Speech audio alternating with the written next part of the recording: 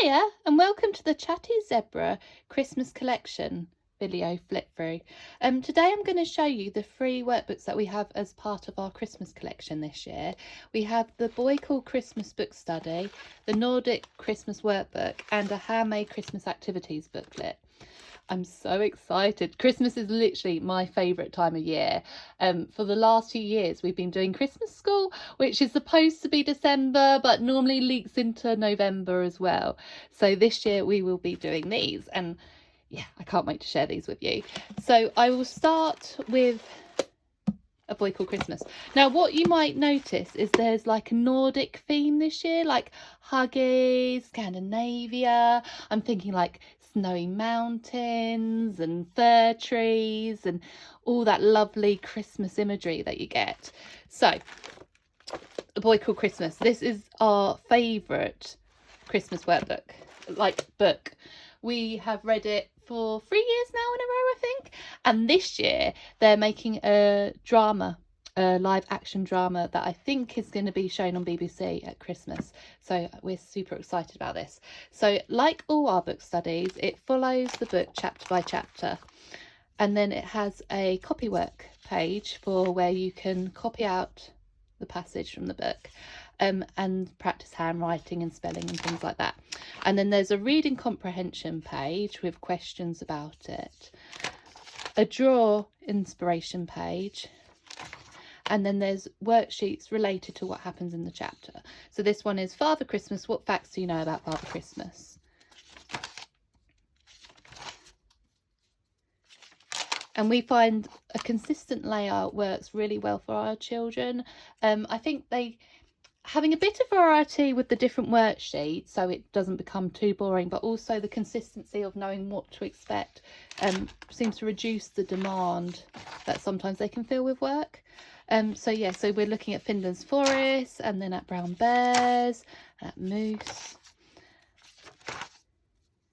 and then so as you can see it's a very similar layout throughout. We start with the copywork, then the reading comprehensions, the drawing inspirations, and then the worksheets. Now obviously you don't have to do all of them.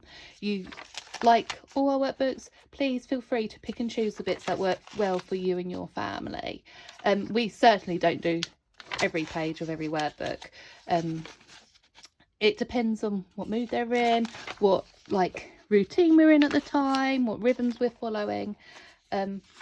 So yeah, please feel free to use it as best suits you. So as you can see about cloudberries, and then a rye bread review. So it's all just a sleigh junk model activity. So it's just changing up the activities and making sure that it's interesting and fun. And then at the end we have the author Matt Hygge profile, but also the illustrator's profile, and then some work on the illustrators. There's some YouTube videos where he's done draw-alongs where you can copy and draw along with him, and then the book report TV adaptation for when it comes out, and then compare and contrast, and the word search, and of course the collector's card. So as you can see, it is 162 pages.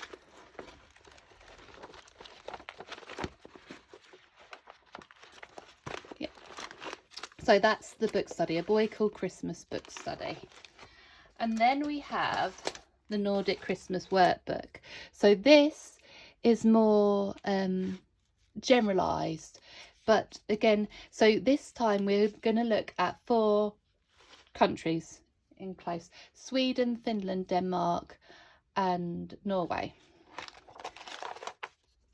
And this is more sort of your research pages of the workbook. It's more looking at different things and learning about the countries, as well as more multicurricular. So you've got the geography elements, you've got the poetry, we've also got a themed artist for each country, I'll show you in a bit, and a song as well. So it's more of a more multicurricular activity workbook. And what are the Tommy T? Now I've got a confession. I am absolutely obsessed with these gonks, tomati, nissi. They're called a variety of different things. I absolutely love them. So doing the Nordic areas, I thought, what better than to include a little bit about them, because the Nordic countries, Scandinavian countries, are full of a lot of mythology and like mythological creatures like gnomes and trolls and pixies, and I just love it. I love the imagery that comes with it. I love the stories. So I've included a little bit about that. And then we also have an artist that she's a working artist at the moment, and she's kindly let us use this so your children can like look at a current artist's work and try out smart ideas of themselves. And then we come to the country work. So for Sweden, we've got the flag, and then we've got a country profile. We've got a set music. Now it's all Christmas music from that country, so if you put this into YouTube, the video will come up and you can listen to it. And then there's an artist from the country. There's some looking more in depth things around winter and Christmas in that country. And then there's a craft included, as well as a recipe as well, which I'll show you in a bit.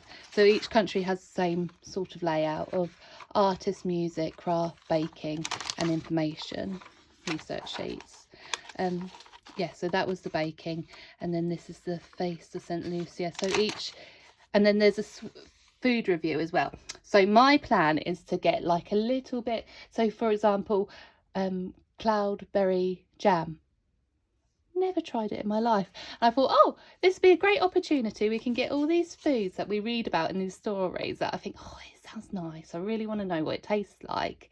And so we thought we'd do a review on it, like get a few things, maybe have it for like a lunch or a breakfast, and just sample it and see what we think. And it just brings it to life a little bit more, makes it a bit more immersive. So yeah, so Norway, again, you've got the country profile, you've got the music, an art inspiration. This one has an animal fact file, and then Norway Christmas food, and then how it's celebrated there. And then we got the recipe with templates, you can see, and then a craft, some more research pages, and then the food review. So that's the same for all 4 countries. And then we have, so while I was researching this, I discovered this book called Nordic Tales, and it is absolutely beautiful. It's, think very much fairy tales, but set in Scandinavian countries.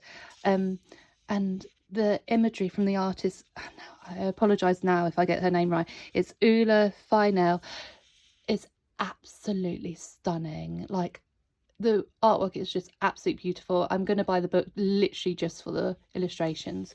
The stories as well are really fun and incredible, but the illustrations are like, each one is a beautiful piece of art. So I thought we could do an art study on her, and then do a storyboard from one of the stories. So we probably do the stories as a read aloud, like 1 or 2 a day, and then they pick out their favourite ones and create that. And then a creative writing section where they create their own Nordic inspired fairy tale. So that's creatures, and then the writing page, and then a film review at the end. And then our last workbook is Handmade Christmas Activities. Now, if you know me, you know I love a craft. And so this is purely dedicated to crafts and baking and activities. Now, my idea is that if children or adults or whoever wants to use it, they can create a Hygge style, Scandinavian style homemade Christmas. One, it'd be sustainable because it's all sort of natural products, and also it's nice. It brings in the nature into the home. It makes you feel more warm and cozy. It's activities to do together. And also the gifts and things, like, it's just nice, isn't it, to be able to make other people things and give it to them. And it's something we really enjoy doing, and I really wanted to share it with you. Obviously don't feel you have to do it, but my idea is that I'm going to get the children, for different family members, to make mini hampers of different things. Now it might be the same things for everyone, or it might be personalised to different people. We'll wait and see what they want to do. But so we start with the homemade decorations, so paper chains and snowflakes and lanterns and nature garlands. So it's all things that you can use and recycle and reuse again if you want to. Just, it's better for the environment, and also it's a bit nicer as well. It just feels more Christmassy, like nostalgic Christmas memories. And then we come to crackers, and then we have the Christmas tree decorations themselves. So popcorn garlands, dried orange slices, salt door ornaments.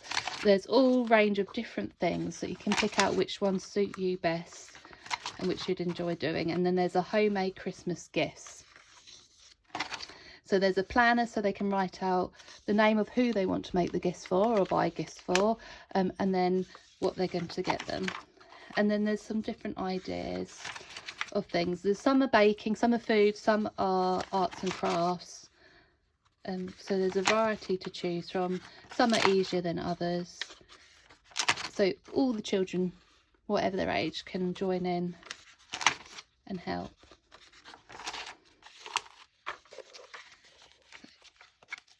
As you can see, there's lots and lots of ideas there.